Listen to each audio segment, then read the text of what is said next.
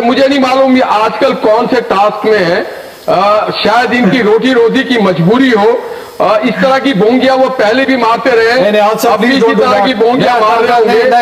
मेरे निहाल साहब, you will not talk about a journalist like that on my show. नहीं होता है तो निहाल साहब, आप एक जर्नलिस्ट के बारे में ये जुबान नहीं इस्तेमाल करेंगे। एविडेंस है तो जरूर बताएं। निहाल साहब, आप एक जर्नलिस्ट के बारे में ये जुबान नहीं इस्तेमाल करेंगे मेरे शो पे। That can not happen.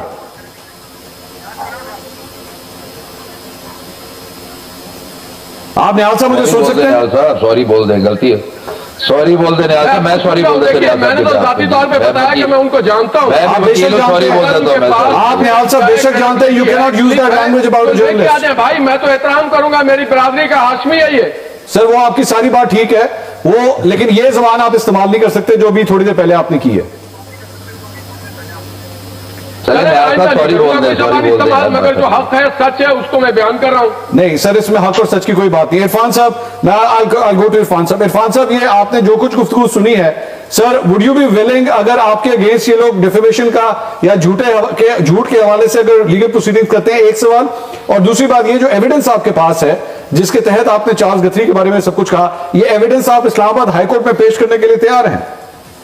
Mansoor, thank you.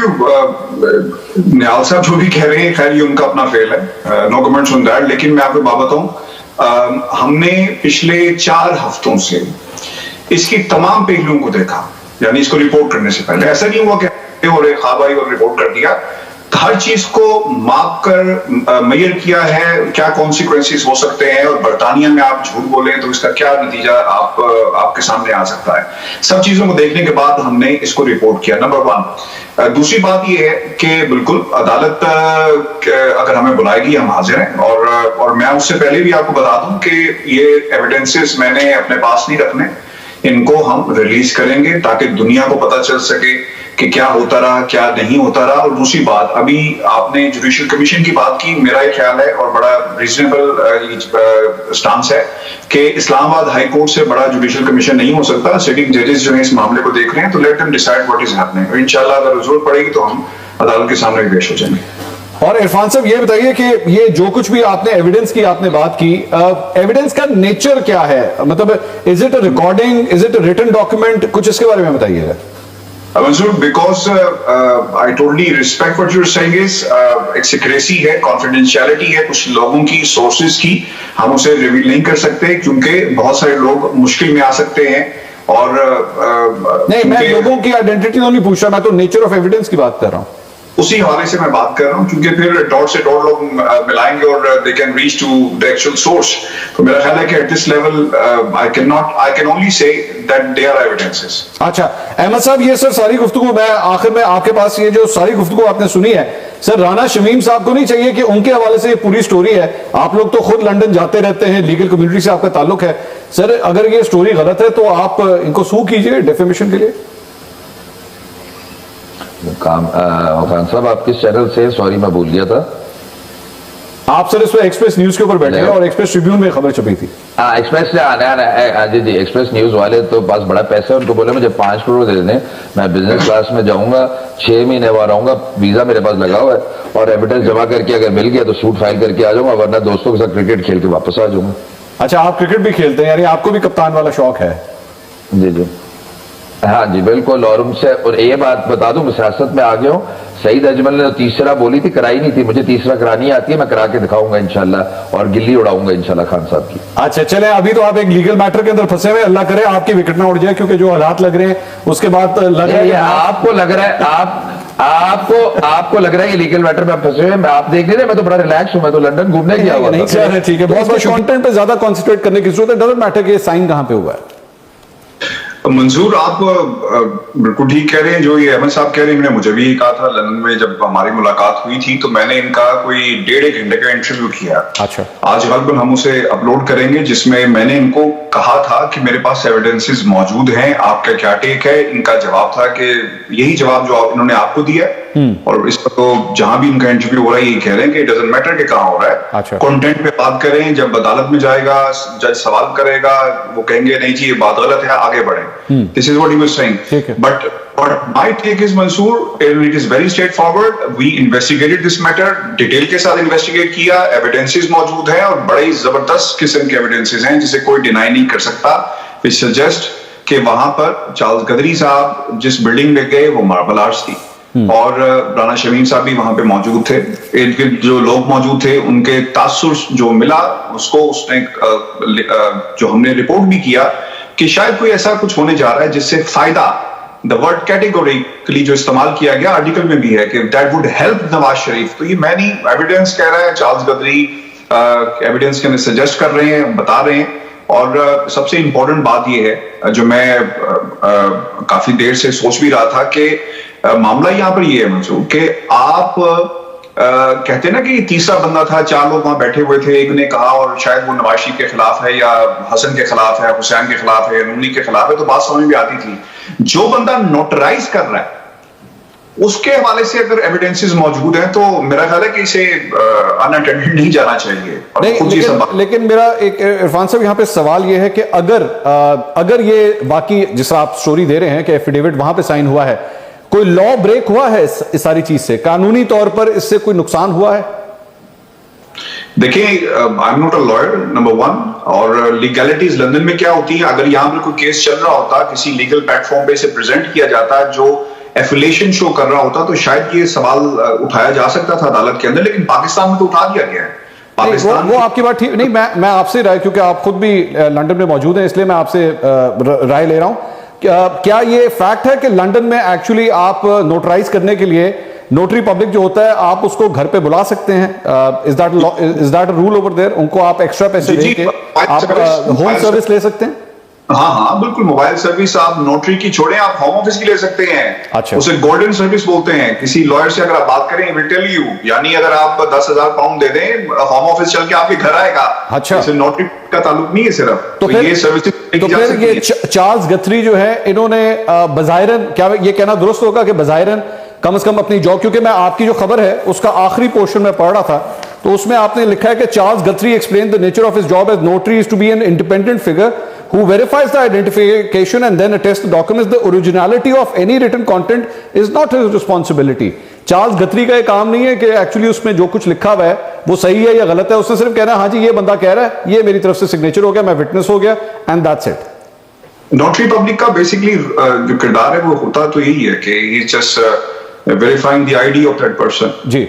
लेकिन जिन हालात में इसको नोटराइज करवाया गया, अच्छा ये मतलब उसमें आप कह रहे हैं जिन हालात में, तो जिन हालात से मुराद कोई प्रेशर या पैसा या धमकी उसको चेक किया जाता है? देखिए, ये ओपिनियन अगेन आ गया. हम फैक्ट्स के ऊपर हैं. फैक्ट्स ही कहते हैं कि इर्द गिर्द लोगों के रिएक्शन से लग रहा था. एक इंटरव्यू रिकॉर्ड के ऊपर मौजूद है मंसूर उनका, उसमें वो ये कहते हैं कि वो अकेले थे.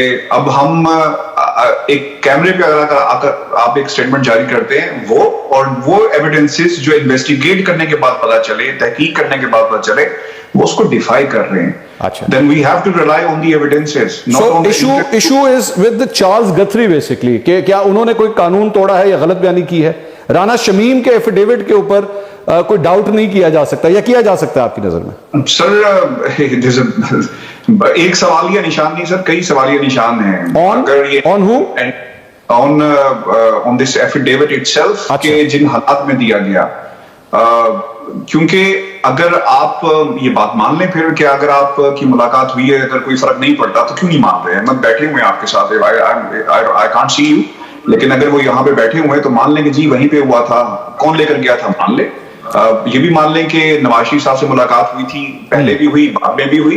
अहमद ने मुझे बताया था कि लॉकडाउन से पहले नवाज शरीफ से मुलाकात हुई थी. रिकॉर्ड के ऊपर हमारे पास तो मौजूद भी है जिसको मैंने किया भी, लेकिन वही कहते हैं कि इस दफा नहीं हुई. अच्छा.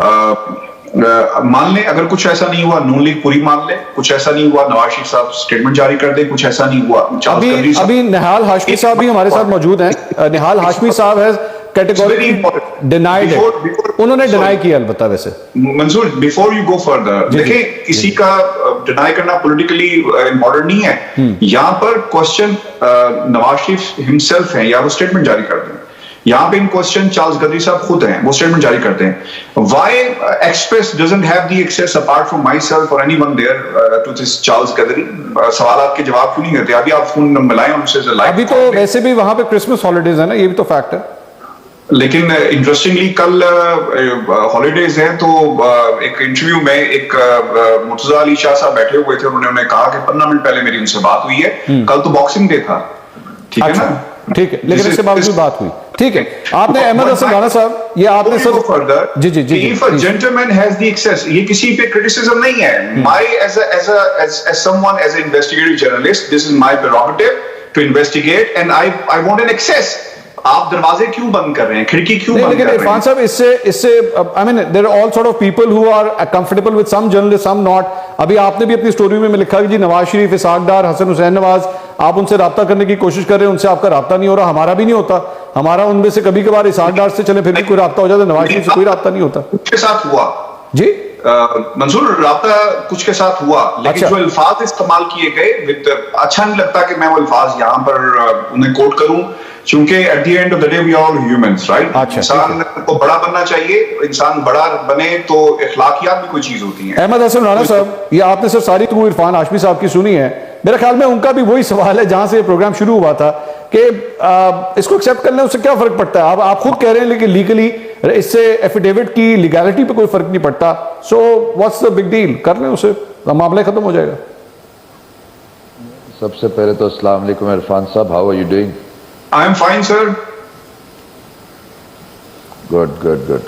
अच्छा जी, मैं तो शुरू से कह रहा हूं, आप कंटेंट्स पे बात करें, मैं लॉयर हूं, मुझसे आप बोलेंगे इधर की बात कर, उधर की बात कर, मैं कहूंगा इट्स मीनिंगलेस, इसका कोई फायदा नहीं। कोर्ट ने वही जो मैंने आपको शुरू में सवाल बताए थे वही करने, उन्हें कहना है उन्हें आगे आगे बढ़ो। वकील साहब, वो आपको पता है कोर्ट में ह्यूमर भी होता है, अगर हमें सुन लिया है, आपके सवाल आ गए हैं, अब आगे साके, अब इनसे ये मैंने पूछना है इरफान हाशमी साहब से कि ये कह रहे मैं इन्वेस्टिगेटिव जर्नलिस्ट हूं, तो मैं इनसे एक सवाल करना चाहता हूं, इन्होंने अभी तक इस एफिडेविट पे इन्वेस्टिगेट क्यों नहीं किया कि इसमें कोई सदाकत है कि नहीं? इसका मतलब इन्होंने मान लिया कि वो पारसे हैं साकिब निसार साहब और मेरे वाले साहब झूठे?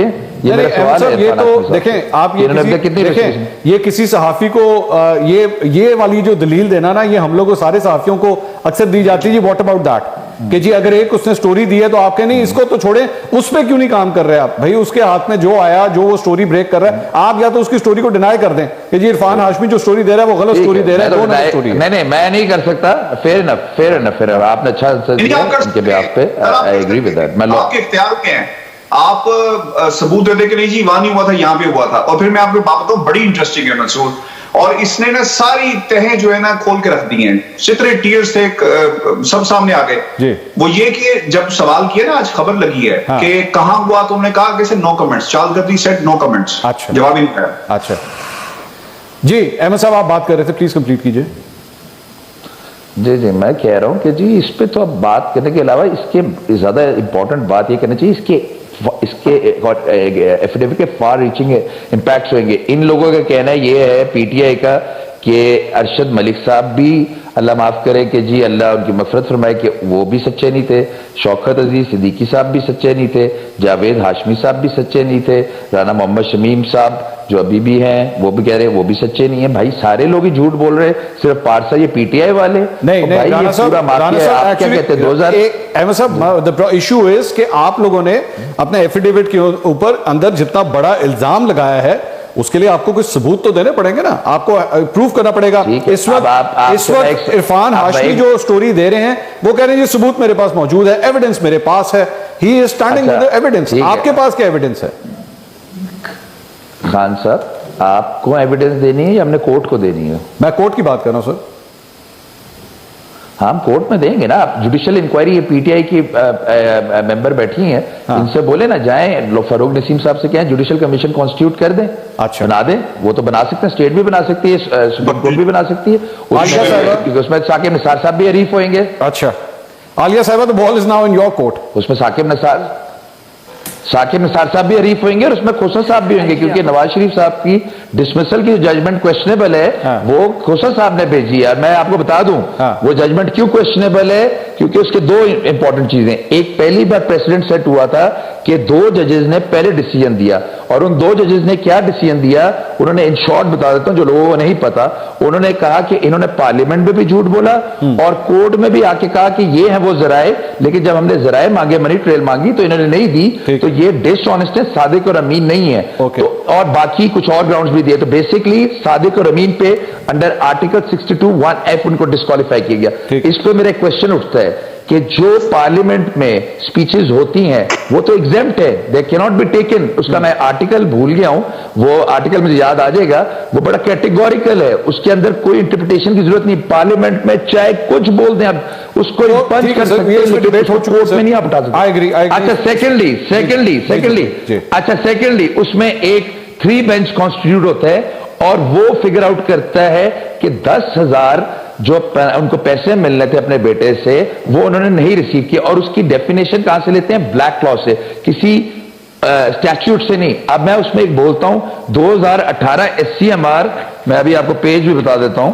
सर मैं जरा आलिया हमजा साहब से आपने जुडिशियल कमीशन की बात की, एक मिनट। नहीं, एक मिनट खान साहब, ये बताना बहुत जरूरी है। ढूंढ ले। जी, ये इसमें बड़ा क्लियर लिखा गया था कि अगर कोई चीज फेटल ना होए, अगर एक बंदा समझे मैं अपने 10 अकाउंट देता हूं डिक्लेरेशन में और एक अकाउंट 1 लाख का वो भूल जाता हूं, तो आप मुझे डिस्क्वालीफाई कर देंगे? ठीक है।